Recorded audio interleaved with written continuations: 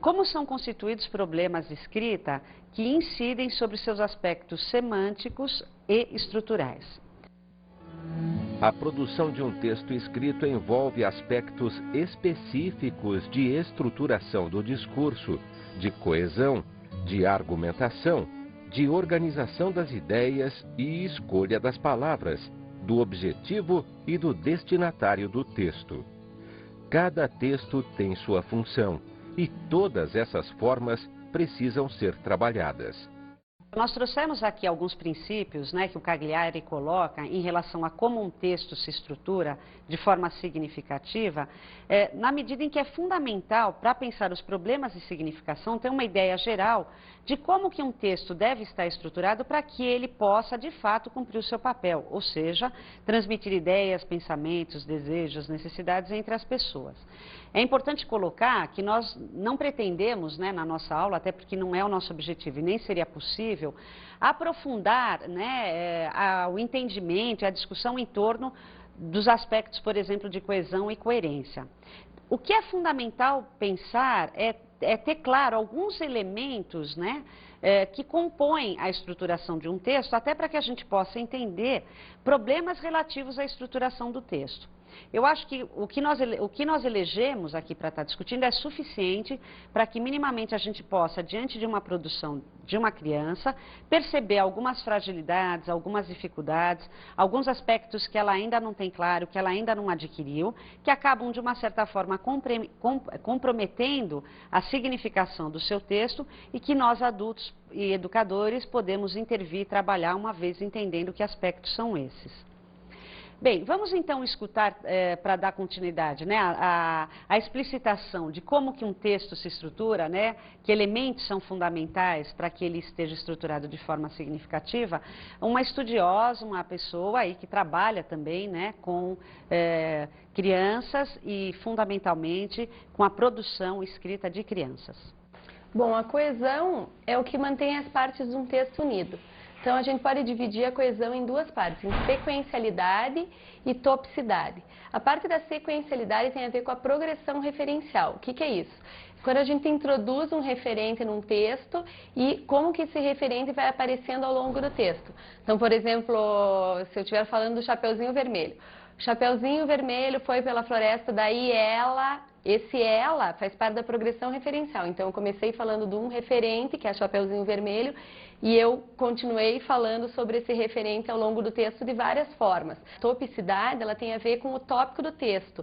Então, é quando a pessoa mantém o tópico, ela está escrevendo sobre algum assunto e mantém aquele assunto, né, e mantém essa topicidade. E daí, tudo isso tem relação com a textualidade, que é maior do que o texto, né, da qual a coesão e a coerência fazem parte. Então, essa topicidade é muito importante, porque você começa falando de um tópico e não muda de assunto, não tem uma interrupção de um assunto para o outro sem que a pessoa que esteja te ouvindo ou te lendo não entenda teu texto. Então, é importante que quando a gente escreva tenha essa topicidade. Outra coisa que junta os elementos dos textos são algumas relações lógico-espaciais, por exemplo, a primeira vez que eu vi você, ou algum elemento de causa, como eu fiz isso porque, então todos esses elementos unem os textos. Também faz parte da coesão toda a parte de pontuação, né, e toda a questão da concordância verbal. Então, na realidade, a coesão é um todo nesse texto, né, o que mantém as partes de um texto unido. Já a coerência é o sentido do texto, né? O que é essa coerência? Essa coerência, na realidade, é construída com o leitor e quem escreveu o texto, porque a coerência é um processo construído, porque depende do leitor, do conhecimento que ele tem de mundo, do conhecimento que ele tem de quem escreveu. Por isso que a gente diz que é um processo que depende das duas, tanto do leitor como do escritor. Veja, o que foi colocado nesse depoimento como imprescindível, né, para que um texto tenha coerência e coesão, refere-se à utilização de elementos que a gente diz que eles mantêm uma sequência, uma articulação, vamos dizer assim, das partes do texto. Bem, além desse aspecto, um outro aspecto que eu gostaria de estar trazendo para vocês é pensar como que alguém estrutura um texto de forma que consiga, vamos dizer assim, colocar aquilo que deseja de uma forma que também lhe agrade. Veja, um texto, para ser escrito, ele tem que ter uma motivação com uma temática, ou seja, eu quero dizer algo sobre alguma coisa para alguém, e para isso eu tenho que ter claro, de uma certa forma, o que eu quero dizer e de que forma que eu quero articular isto que eu quero dizer, que com certeza não vem num bloco só. Quer dizer, quando a gente quer dizer algo, quando a gente quer contar algo, né, quando a gente quer argumentar sobre algo, esse algo, né, para poder ser materializado na escrita, ele vai ter que ser encadeado numa sequência. Então, um texto coerente, um texto coeso é um texto que consegue manter uma temática, consegue desenvolver essa temática de uma forma que as suas partes elas estejam articuladas e referenciadas. É isso que está posto, né, colocado nesse depoimento como necessário os elementos aí coesivos que vão fazendo a articulação das partes do texto que tem que estar ligadas a um mesmo tema. Bem, feitas essas colocações gerais, né, sobre a estruturação de um texto, vamos então agora passar a refletir sobre aspectos relativos aí aos problemas, né, de estruturação textual e os problemas então de significação a partir da escrita. Então vamos ver as principais dificuldades de elaboração de um texto. O que nós podemos perceber no trabalho com crianças e com adolescentes é que muitas vezes eles produzem textos que nós lemos e não conseguimos entender o que o texto quer transmitir. Ou conseguimos entender partes e de uma forma restrita, de uma forma fragmentada. É comum nós submetermos a leitura desse texto, né, por parte da criança que o escreveu ou por parte do adolescente, e ele lê o texto, né, ou a criança lê o texto, e para ela aquele texto está absolutamente claro. Essa situação mostra que a criança encontra uma dificuldade de prever, né, as necessidades do leitor. Então, essa é uma das principais dificuldades. A criança, ela acha que o leitor, na verdade, tem um conhecimento igual ao dela sobre aquilo que ele quer dizer, sobre aquilo que ela quer dizer. Então, a criança, na cabeça dela, o texto, ele está elaborado. Ela escreve partes desse texto, ela escreve esse texto de uma forma desarticulada. Quando alguém lê, para ela, é como se esse alguém que estivesse lendo também tivesse a compreensão, o conhecimento e acesso àquilo que ela desejava escrever. Então, ela não consegue perceber o que falta, ela não consegue se colocar no lugar de quem está lendo e imaginar as necessidades que ele tem, ou seja, os elementos que faltam, as frases que faltam, as informações que faltam, ou seja, as necessidades que o leitor teria para poder entender aquilo que ela quer dizer. Ela trata o leitor como se fosse ela mesma, ela não consegue se colocar no lugar do outro e fazer uma leitura e perceber, opa, faltam coisas aqui, tem coisas que eu não disse, tem coisas que não estão claras, desta forma o outro não vai entender. Então, esta é, sem dúvida, uma das principais dificuldades que a criança tem. Se colocar no lugar do outro, prever necessidades que o outro teria para poder compreender e ter acesso aos sentidos do seu texto. Uma outra dificuldade também é a criança não conseguir compreender, né, e o adolescente também, as distinções que existem entre o discurso oral e o discurso escrito. Essa busca de equivalência, né, que a criança tenta fazer entre oralidade e escrita gera uma série de problemas. E aqui, mais um problema, né, que esse mecanismo, que essa forma de comparar a oralidade com a escrita que a criança faz, resulta, mais uma vez, num problema, e aqui um problema que incide sobre o aspecto da estrutura do texto. Veja, se nós pegarmos uma fala, né, de uma pessoa e gravarmos essa fala e depois escrevermos essa fala, provavelmente, na hora que eu estou lendo esse texto vai ter um monte de problema, enquanto no momento em que ele foi falado, não apresentava problema nenhum. Por quê? Porque a forma que se estrutura a escrita é muito diferente da forma como se estrutura a oralidade. E esta é uma das principais dificuldades da criança, ou seja, não perceber esta distinção. Bem, por que esses problemas, né, eles acontecem? Por que eles se constituem, né, aí no processo de aquisição da escrita por parte da criança? Veja, de uma maneira simples, o que a gente tem é que, tradicionalmente, a escola tem trabalhado da seguinte maneira, né? Primeiro trabalha a capacidade, aí, a aquisição por parte da criança de codificação e de decodificação da escrita, possibilidade, então, de decifrar letras, sílabas, palavras, para depois poder passar a fazer leitura de textos e, da mesma forma, no caso da escrita, né? A codificação primeiro de letras, sílabas e palavras, para depois, então, ela dar um salto e começar a elaboração de texto. O que a gente percebe é que esse salto esperado, ele muitas vezes não acontece. Ou seja, a criança, ela para, né? E acaba se fazendo parte daquele grupo dos considerados alfabetizados tecnicamente. Ou seja, ela domina essa técnica da decodificação e da codificação. Só que ela não consegue dar o salto, qual seja, né? Passar a ser um leitor, passar a ter a possibilidade de interpretar textos e passar a ser autor, passar a ser escritor dos seus textos, ou seja, poder conseguir escrever de forma significativa e se sentir satisfeita e saber que conseguiu atingir o objetivo que tinha no momento que iniciou a sua produção. Veja, por que esse salto não acontece? Esse salto não acontece porque nos primeiros anos, os primeiros contatos, as primeiras experiências da criança são marcadas por uma prática de leitura e de escrita absolutamente mecânica. E é assim que ela vai conhecer o que é leitura e escrita. Para ela ler e escrever é um ato mecânico que ela tem que dominar aquele código para poder fazer prova e fazer lição. Nada tem a ver com ler, pensar, refletir, analisar, compreender o mundo, participar do mundo. E chega um momento que a escola espera isso dela. Não, agora começa a interpretar, agora começa a elaborar texto.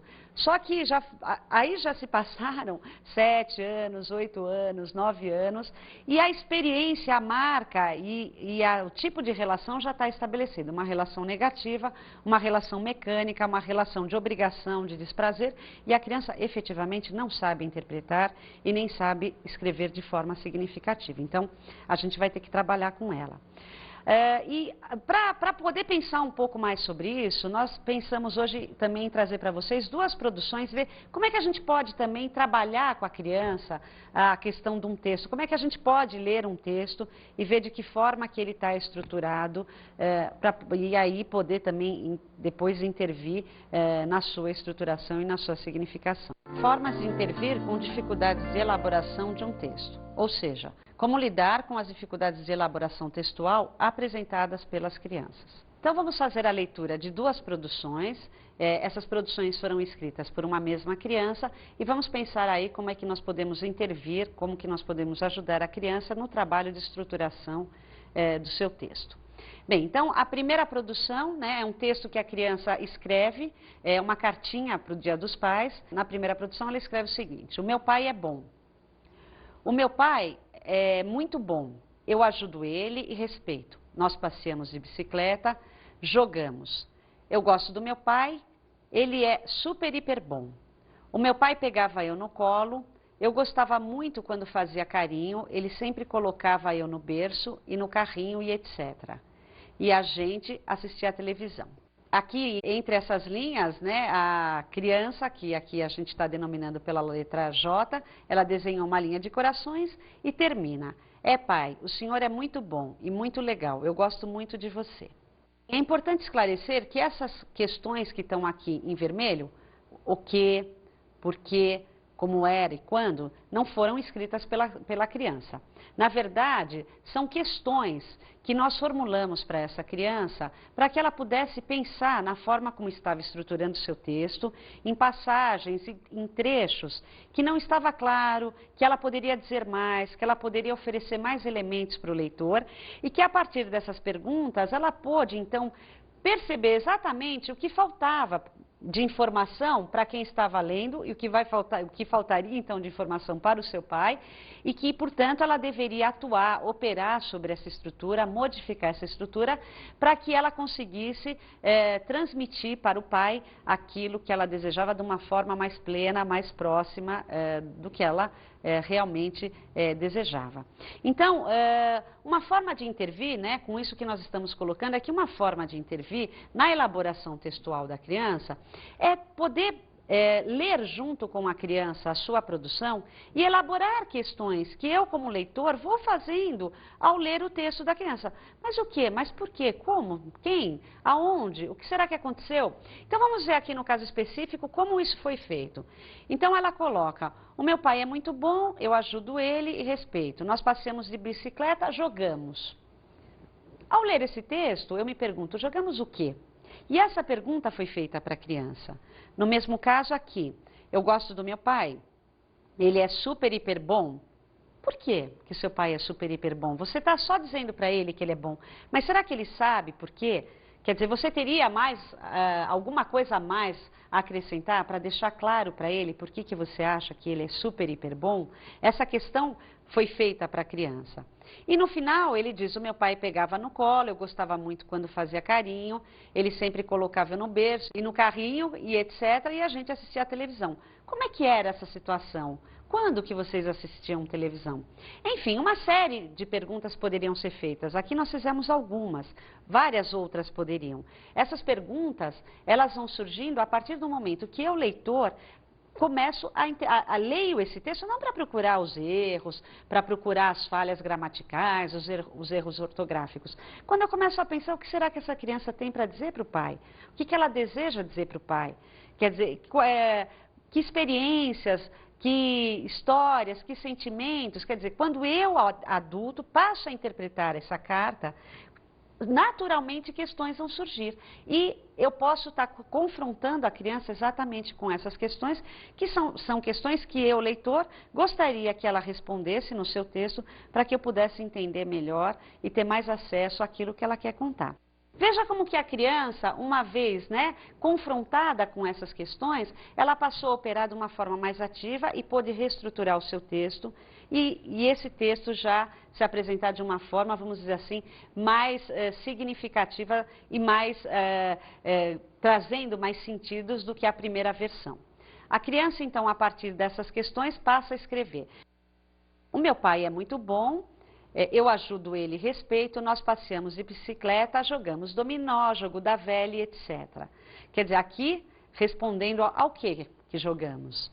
Eu gosto do meu pai, ele é super, hiper bom. Eu me lembro, quando eu era criança, o meu pai pegava eu no colo. Quer dizer, por que seu pai é super bom? Porque eu me lembro, quando eu era criança, o meu pai pegava eu no colo. E depois, aqui no final, quando nós perguntamos, que ela diz: bom, e a gente assistia à televisão, e a gente pergunta para a criança: como é que era essa situação, quando? E ela diz: e a gente assistia juntos todos os dias televisão. Aqui, sem dúvida, é apenas um exemplo, né? É apenas um recorte, vamos dizer assim, nós estamos querendo inspirar, né, vocês educadores, a poder pensar como que a gente pode intervir para que a criança consiga, aos poucos, se colocar no lugar do leitor e consiga perceber que ela pode ser ativa nessa reestruturação. Que o texto, ele não vem pronto de uma vez. Que o texto, para poder garantir sentido, para que ela possa mexer com as palavras, mexer com as estruturas, mexer com aquilo que ela quer dizer, ela tem que ter uma prática de reestruturação. E como a primeira versão, depois a segunda versão, ou seja, essa prática de reestruturação vai fazendo com que cada vez mais ela se sinta dona do seu texto, se sinta autora do seu texto e ouse mais, aí arriscando o uso de palavras e colocando então de uma forma mais clara e mais consistente aquilo que ela tem para dizer. As propostas e as formas de intervenção voltadas à superação das dificuldades de produção textual das crianças devem garantir que a. se tenha o que dizer, b. se tenha uma razão para dizer o que se tem para dizer, c. se tenha para quem dizer o que se tem para dizer, d. o locutor se constitua como tal, enquanto sujeito que diz o que diz para quem diz. E. se escolham as estratégias para realizar A, B, C, D. Bem, então vamos analisar as propostas que são apresentadas pelo Geraldi. Veja, no item A, o que Geraldi coloca, que se tenha o que dizer. Enfim, para que a criança possa e para que a gente possa trabalhar o texto da criança, ela tem que escrever algo que ela tem para dizer. Caso contrário, vamos voltar àquelas práticas tradicionais que afastam a criança da linguagem escrita e que só geram problemas, inclusive de estruturação textual. Então, a primeira coisa, propor elaboração de textos quando se sabe, quando se garanta, quando se motive uma produção a partir desta condição, ou seja, que a criança tenha o que dizer. No item B, tem também que estar garantido que ela tem uma razão para dizer isto, ou seja, para escrever isto, né? Que ela tenha um motivo, uma função, tem uma finalidade para escrever algo que ela tem para escrever.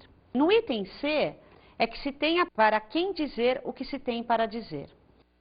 Tem que ter algo que ela queira escrever, tem que ter um motivo para escrever isso e tem que ter alguém para ser o interlocutor disto que ela quer escrever. Veja, parecem coisas óbvias, mas se nós pararmos para pensar, né, nas práticas que a gente propõe para as crianças em sala de aula, muitas vezes nem o item A, nem o item B, nem o item C, eles estão garantidos. Ou seja, muitas vezes a criança escreve coisas sem ter exatamente o que dizer, nem por quê e nem para quem. Vamos ver então no item D o que ele coloca. O locutor se constitua como tal enquanto sujeito que diz o que diz para quem diz. Ou seja, que quem escreve se coloque como autor, né, daquilo que tem para dizer, com o motivo que tem para dizer, para quem tem e também para quem ele quer dizer aquilo que ele vai acabar escrevendo. Ou seja, que a criança consiga se sentir, né, como dona daquilo que ela escreve, que ela sinta que ela tem uma autoria, que ela se sinta autorizada a fazer um texto, uma vez que estejam garantidos esses aspectos. E por último, se escolham as estratégias para realizar A, B, C e D. Enfim, aí é o compromisso que o professor tem que ter de quebrar a cabeça e pensar, bom, que proposta que eu posso fazer para que esteja garantida, então, aí as premissas que nós colocamos, né? Ou seja, a criança tenha o que escrever, para quem escrever, por que escrever e que ela se sinta autora daquilo que ela escreve. Veja, acho que se nós pensarmos nas linguagens, né, escritas que fazem parte da nossa vida, do nosso cotidiano, e se a escrita efetivamente, né, passar a ser vivenciada também pelo educador, isso não vai ser complicado, porque é só ele parar para pensar nas suas experiências. Ou seja, quando é que ele escreve, por que ele escreve, para quem que ele escreve, quando que efetivamente ele se sente autor daquilo que ele está escrevendo. Se ele se voltar para a sua experiência com a leitura e com a escrita, e se essa experiência for significativa, sem dúvida nenhuma, ele vai ter aí uma inspiração para pensar propostas para as crianças. Caso o professor não faça esse uso efetivo da escrita, ele vai ter que assumir também o desafio dele começar a viver a escrita a partir dessas premissas e, ao mesmo tempo, também, né, de propor práticas aí de ensino ou práticas terapêuticas que levem a criança a poder ter essa vivência com a escrita de forma significativa, o que inevitavelmente vai resultar na produção textual de forma também significativa. Por fim, o educador deve explicitar as distinções entre o texto oral e o texto escrito. Garantido, então, né, que a criança escreva de uma forma significativa, e como eu coloquei, aí os textos dela vão aparecer também com significado, é fundamental que, ao reestruturar esse texto, ao trabalhar esse texto, o professor, o educador, o terapeuta, ele insista de forma recorrente na explicitação da diferença entre oralidade e a escrita. Veja, no momento em que nós falamos, nós temos a presença do interlocutor. No momento que nós escrevemos, nós não temos a presença do interlocutor. Os sentidos da fala estão garantidos pelo olhar, pela expressão, pelo tom da voz, pela velocidade, pela altura. Os sentidos da escrita só estão explícitos e garantidos a partir do texto escrito. Porque o fato de não ter o interlocutor presente faz com que esses outros elementos, esses outros recursos tenham que ser garantidos pela forma como o texto está escrito, porque eles não existem na produção escrita. E isso faz com que a estrutura do texto escrito tenha que ser muito diferente da oralidade para que ele possa produzir o mesmo efeito de sentido que uma fala produz no seu interlocutor. Então, o que eu estou colocando aqui para vocês, para fechar nossa aula, é que se a criança não entender que ela não pode estruturar o seu texto escrito da mesma forma como ela estrutura o seu texto oral, porque o fato dela escrever, mamãe, essa entonação, esse acento, essa vibração que passa na fala, não passa na palavra mamãe escrita no papel. Ela vai ter que pôr ou um acento, ou ela vai ter que escrever mamãe várias vezes, e ela tem que entender isto, porque senão ela sempre vai ter um texto que, pautado na oralidade, não se faz significativo para quem lê. Como são constituídos problemas de escrita que incidem sobre seus aspectos formais? Bem, então, para nós podermos entender problemas relativos aos aspectos formais, né, da escrita, ou seja, o domínio desses aspectos, nós vamos estar enfatizando fundamentalmente na aula de hoje a dificuldade aí de crianças no domínio da ortografia e também da segmentação das palavras. Bem, o termo desortografia significa o não domínio da ortografia. Esse é um termo utilizado por alguns profissionais da área da educação, da psicologia, da própria fonoaudiologia. Nós não vamos adotar esse termo aqui, mas achamos importante estar apresentando para vocês, até para que vocês saibam que estamos falando da mesma coisa, né? Nós vamos estar tratando aqui da dificuldade, dos problemas relativos ao não domínio da ortografia. Bem, para nós podermos entender, né, o que leva, o que gera, quais são os fatores, né, que resultam aí numa dificuldade do domínio da ortografia por parte das crianças, é importante nós retomarmos alguns aspectos da aquisição da escrita. Veja, a importância de nós retomarmos esses aspectos deve-se ao fato de que grande parte das alterações ortográficas presentes na escrita das crianças ocorre pelo fato das mesmas buscarem uma correspondência entre a fala e a escrita. Nós colocamos, né, que várias crianças, quer dizer, a grande maioria das crianças, no processo de aquisição, elas buscam na fala um apoio para saber como escrever. Agora, é exatamente esse mecanismo, né, que gera uma série de dificuldades e de problemas aí no domínio da aquisição aí da ortografia, como nós acabamos de colocar. Veja, esse problema, ele deve-se às relações cruzadas que existem entre sons e letras. Bem, dentre as relações cruzadas, né, ou seja, a falta de correspondência entre som e letra, nós podemos verificar, por exemplo, uma mesma letra sendo articulada a partir de diferentes sons. A letra E, por exemplo, ela pode ser articulada a partir do som do E ou do som do I. A letra O, né, pode ser articulada a partir do som do O ou do som do U. Então, vamos ver nesses dois casos. Eu posso falar menino, né, aqui o E foi articulado com o som do I, e o O do final do menino foi articulada com o som do U. Bom, são vários exemplos. Um outro caso, o mesmo som sendo escrito a partir de diferentes letras. Bem, aqui nós temos, por exemplo, o som, né, do G aí, que pode ser escrito com a letra J, que pode ser escrito com a letra G. Temos também o som correspondente ao som do, que em princípio a gente parece que é do S, né, do S. Aqui nós temos que este som ele pode ser articulado com a letra S, com a letra 2 S, com as letras, né, com os 2 S, com CH, com X. Um outro caso é de letras presentes na escrita de palavras que não são articuladas na fala. Bem, aqui nós poderíamos pegar todas as palavras, né, por exemplo, que começam com a letra H. Nós escrevemos essa letra, né, para escrever determinadas palavras, mas elas não apresentam nenhuma realidade sonora, ou seja, nós não articulamos esse som do H. Assim também teríamos outros exemplos de palavras que terminam às vezes com N, com L, que esse som não necessariamente aparece. Por último, nós teríamos a seguinte situação, letras que assumem um valor silábico. Bem, aqui nós podemos pensar na palavra táxi, né? Embora eu escreva com a letra X, ela assume um valor silábico, né? Que seria do Q e do U. Se nós fôssemos, se fosse possível estabelecer de fato uma correspondência entre som e letra, essa palavra não deveria ser escrita com X. Outro caso que nós podemos remeter aqui seria, por exemplo, pensar na palavra apto, né? Eu falo apto e não, embora o som do I, do apito, aí ele apareça, ele não aparece na escrita. Enfim, nós poderíamos passar, né, alguns dias relatando, trazendo exemplos para mostrar exatamente o que nós colocamos no início, né? Que não existe uma correlação entre sons e letras, aí que essa relação ela se dá muitas vezes de forma cruzada, ou seja, sem estabelecer de fato uma correspondência unívoca.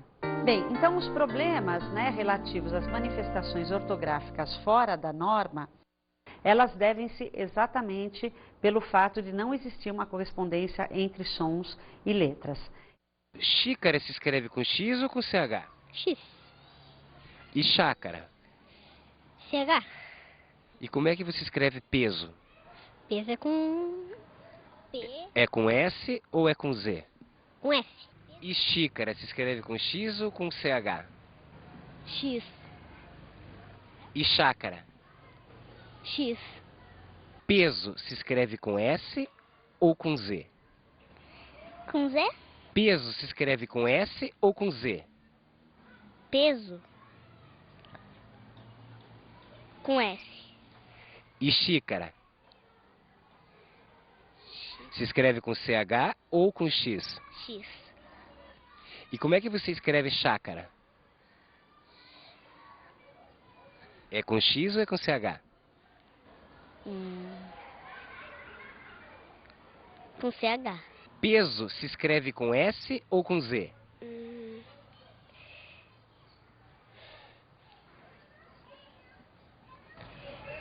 Deixa eu ver. E como é que você escreve xícara? Com CH ou com X? Ai. Veja, o que nós podemos observar a partir, né, do que as crianças respondem é como a dúvida, o conflito, o que aparentemente nós consideramos erros, mais do que sinais, né, de exceções e distúrbios, de dificuldades individuais apresentada por essas crianças, referem-se aí até a uma regularidade, ou seja, algo bastante comum que as crianças têm, que os adolescentes têm, que os adultos têm, enfim, com que letras se escrevem palavras que fundamentalmente, né, apresentam aí letras que não estabelecem aí uma relação única, né, com o som. Veja, uma coisa importante de estar colocando para vocês é que as manifestações aí consideradas fora da norma, elas vão aparecer sempre na forma ou de troca, ou de substituição, ou de omissão de letras. Veja, então no caso da troca ou substituição das letras S, dois S, SC, X, Z, C cedilha e CH, nós temos aí uma das principais manifestações, né, consideradas aí fora do padrão que aparecem nas produções escritas das crianças. Enfim, né, a troca e ou substituição dessas letras, sem dúvida, é uma das manifestações que aparecem com maior recorrência e que são aí identificadas e consideradas muitas vezes como sinais de distúrbios e problemas. Bem, exemplificando esse tipo de troca, nós temos, por exemplo, né, a palavra casa para casa. A letra S, ela corresponde ao som que também corresponde à letra Z. Um outro exemplo conflitante aí, porque não se estabelece uma relação única, é a palavra céu para céu. Veja, aqui a letra C corresponde ao som que também pode, né, corresponder aí à letra S. Um outro exemplo, a palavra chapéu para chapéu. Nesse caso, as letras X e CH correspondem ao mesmo som. Uma outra situação, né, vamos dizer, um outro tipo de manifestação ortográfica fora da norma, que vocês devem observar, com certeza vocês devem verificar aí com bastante frequência na escrita das crianças, refere-se então às trocas, né, das letras PB, FV, TD, C e G, né, o que a gente chama de QG.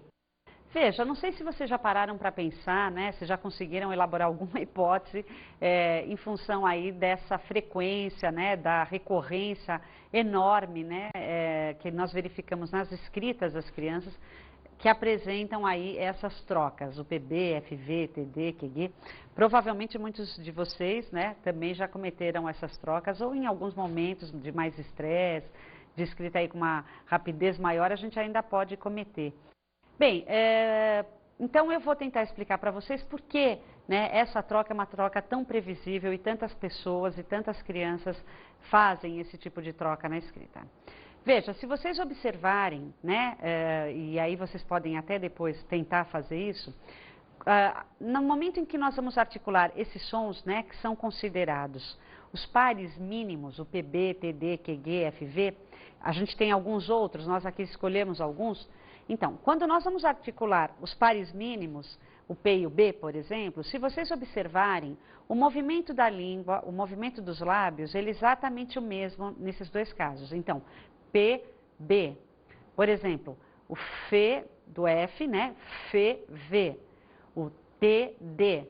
Se vocês repararem, a língua se movimenta da mesma maneira, o lábio se movimenta da mesma maneira. Então, o que muda para que esses sons sejam diferentes, né? Se a movimentação aí do lábio e da língua são equivalentes. O que muda é o que nós chamamos de traço de sonoridade. Ou seja, refere-se aí à vibração das pregas vocais.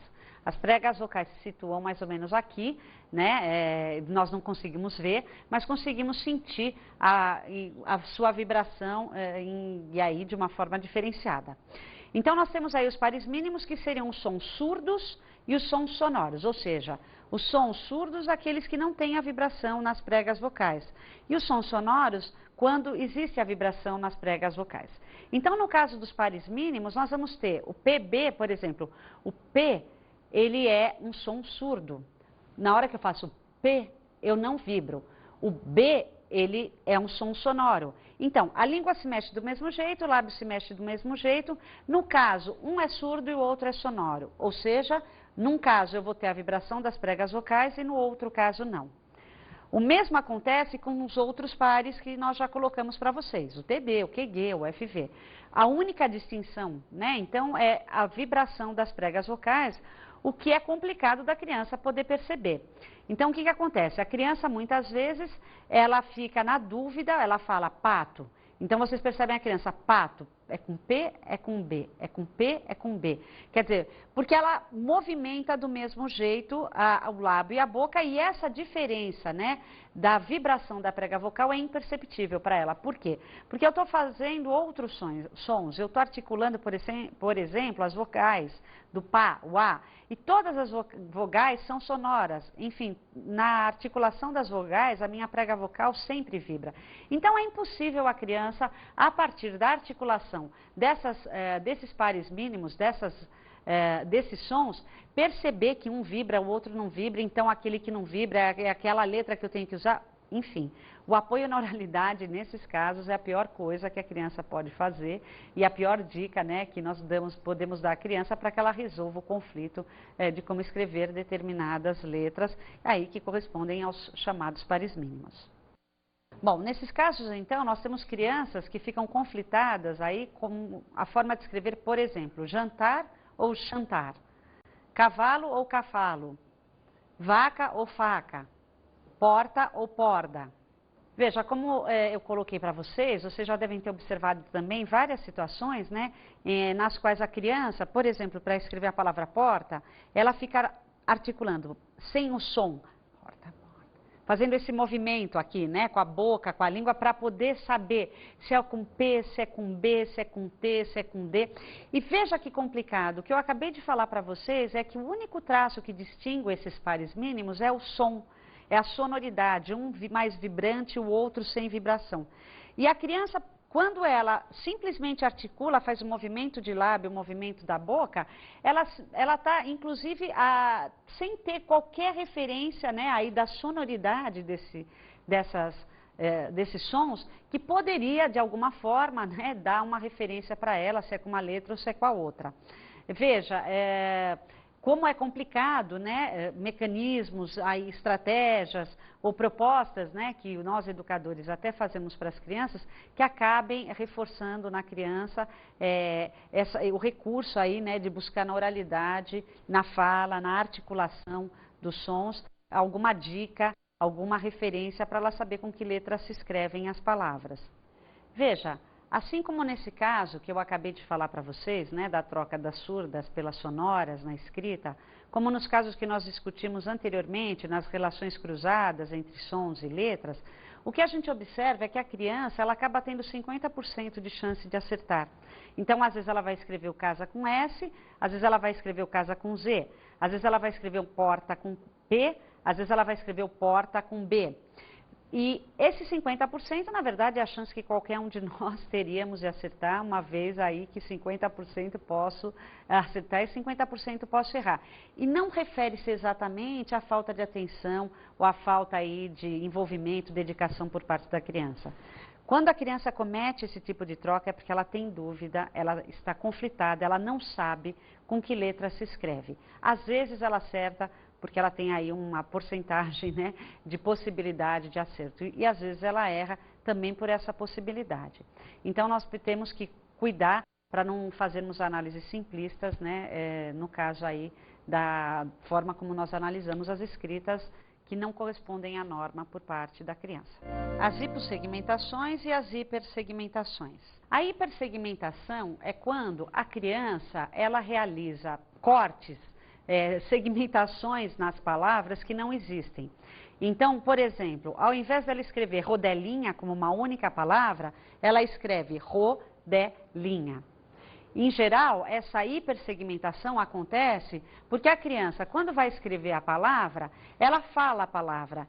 E dependendo da forma como ela segmenta na fala essa palavra, ela acaba reproduzindo as pausas que ela realizou ao falar. Então, vamos supor, nós ditamos a palavra beleza, né? E aí, então, a criança fala, bom, vou escrever beleza. Então, ela fala beleza. Então, pode acontecer dela escrever beleza. Dependendo da forma como ela falou a palavra, das pausas que ela deu, né? Da fluência e do ritmo que ela adotou para falar esta palavra, se ela fala para depois saber como escreve, pode ser que ela vá reproduzir, então, aí uma hipersegmentação, exatamente porque na fala ela realizou essa hipersegmentação.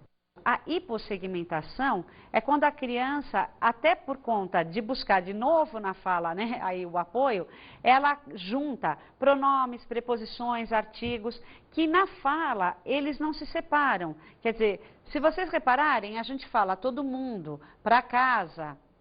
Não tem nenhum problema em eu falar dessa forma, até porque na fala a segmentação ela acontece de uma maneira muito diferente do que deve acontecer na escrita. Agora, escrever todo mundo e para casa é um problema, porque aqui nós temos duas palavras e não uma palavra. Mais uma vez, o que eu estou trazendo para vocês, né, é um exemplo aí de uma situação também aí de não domínio dos aspectos formais da escrita, que são gerados exatamente pelo fato de não existir uma correspondência entre a fala e a escrita e a criança buscar esta correspondência. Ou seja, achar que se ela se apoia no jeito de falar, ela vai ter aí um recurso, uma noção, uma referência, uma dica para poder, então, saber como deve escrever. Veja, se nós podemos acompanhar que as crianças, independente de qualquer forma, né, que o adulto haja, que o educador haja, ela busca o apoio na oralidade, no seu processo de aquisição da escrita, ela fala para saber como escreve, isso não significa que a escrita deva ser trabalhada como transcrição da oralidade. Pelo contrário, né, nós colocamos, já quando discutimos, né, sobre a aquisição da escrita, que adquirir a escrita, dominar a escrita, é exatamente poder perceber as distinções que existem entre essas duas modalidades de linguagem, ou seja, a fala e a escrita. O que deve acontecer, portanto, e o adulto e o educador devem contribuir para que isso aconteça, é fazer com que a criança, aos poucos, ao longo desse processo, ela vá abrindo mão da fala, vá abrindo mão da oralidade para poder avançar no seu processo de aquisição de escrita. Ou seja, que ela consiga construir outros recursos, outras estratégias que não o apoiam na oralidade para saber como deve escrever. Mas, infelizmente, o que a gente percebe é que os métodos de ensino e também métodos clínicos, eles fazem exatamente o contrário. Por exemplo, o que é o ditado? O que é a cópia? Além, né, de estratégias que induzem, levam a criança exatamente a fazer esse apoio na oralidade. Veja, o ditado, o que geralmente o professor fala para a criança? Olha, eu vou ditar as palavras, prestem atenção no jeito que eu falo, escutem bem e escrevam. Porque aqui a ideia é que a escrita, a criança vai aprender a escrita assim, decifrando, quer dizer, escutando, separando os sons e depois fazendo uma relação entre que sons correspondem a que letras. Bem, uma vez, né, que nós entendemos que o grande problema, né, que existe é que a criança insiste em estabelecer uma relação entre oralidade e escrita e o educador também, ele propõe atividades que acabam imputando na criança esse tipo de mecanismo, nós gostaríamos então de colocar uma outra perspectiva referente aí ao papel do educador. Mostrar à criança que a correlação que ela busca estabelecer entre som e letra pode lhe gerar vários problemas, pois em muitos casos não é viável, que existem outras possibilidades e recursos para resolver os conflitos quanto à forma ortográfica, como, por exemplo, escrever as palavras das diferentes formas que julgar possível, ler tais formas e buscar uma identificação com aquela que lhe parece mais familiar, ou ainda recorrer ao dicionário. Bem, o que está posto nessa colocação é que existem outros recursos que devem ser ensinados, explorados e trabalhados com a criança, que não estejam apoiados aí, né, na questão auditiva, ou seja, na fala, para que ela possa avançar, descobrir, pensar e dominar a ortografia. Por exemplo, um desses recursos seria mostrar para a criança uma coisa que nós adultos fazemos quando temos dúvidas, né? Escrever de várias formas aquela palavra, consultar dicionário, perguntar para alguém, quer dizer, outros mecanismos que não ficar falando a palavra ou ficar pensando, né, no jeito que se fala essa palavra para saber a forma de escrevê-la e, portanto, cometer aí uma série de trocas e não conseguir avançar no domínio da ortografia. Bem, para nós darmos então continuidade à nossa reflexão, vamos escutar e aí assistir uma entrevista realizada com uma criança em torno aí da questão do domínio da ortografia. Giovana, quando você escreve um texto que a professora pede para você escrever, você acha que depois que você corrige o seu próprio texto, você aprende mais sobre o que você escreveu e sobre a forma com que você escreveu? Sim. Por quê? Porque se eu vejo que tem uma palavra errada, eu corrijo. Daí aprende como a palavra é escrita certa. Porque daí se não tem uma ideia muito clara, você tem que explicar de novo e deixar a ideia clara. Veja, o que essa criança deixa claro, né, é como é importante para ela a possibilidade de pensar, de errar, de testar, de experimentar e como esta possibilidade acontece na sua autocorreção ou naquilo que nós já chamamos como a reconstrução do texto, da reformulação do texto.